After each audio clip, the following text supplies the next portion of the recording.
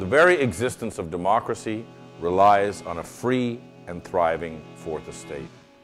Vice News reporter Mohammed Razoul has been imprisoned in Turkey for almost 2 months on completely baseless charges.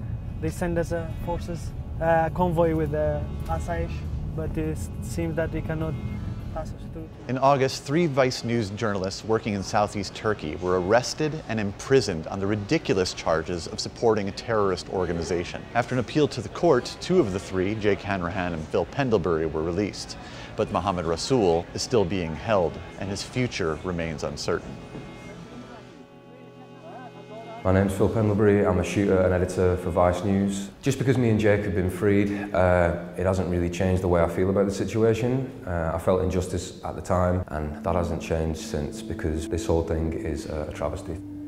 Myself and Phil were arrested with Razoul. He was clearly scared, and we were all scared because you're in maximum security prison getting accused of something you definitely haven't done. It's very important not to forget that he's still in there. I mean, we've been out now 4 or 5 weeks. Razoul, every day that we're out here doing our work, Razoul is in a prison cell still, in the very same prison cell that we were in.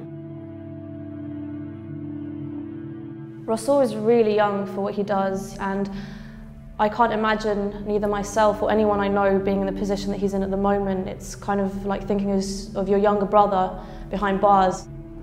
One of the great things about working with Razoul is he's a sharp-witted, intelligent person. Now what that means is when you're in the field, he has a lightness of touch and a joy as a human being, which makes it much easier to work with him and therefore to work with subjects you're encountering in the field. Everyone who knows him loves him. You know, he held down all these jobs, all these fixing jobs, all these freelancing jobs, while he was also going to school full-time. You just don't want to see someone like that have their future jeopardized, and that's exactly what's happening right now.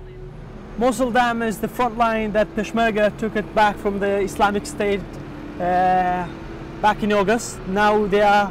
I think the Turkish government are in a very difficult situation because they've made a mistake. They need to understand that they've arrested a hard-working journalist who's just doing his job and trying to get a story out, a really very important story. And that story is really the context of what's going on in southeast Turkey and the overspill from the Syrian civil war. That's all he was trying to do. Whatever misgivings you might have about journalists and the journalism that's coming out of that region, you've got to accept that people are reporting what they find on the ground. This isn't just an attack on Razoul or on Vice News, this is an attack on press freedom everywhere. The only way we're going to see a positive outcome to this situation is if we take it very personally. Contact your members of Congress, your members of Parliament, and let them know what you think about Razoul's detention and about attacks on press freedom everywhere.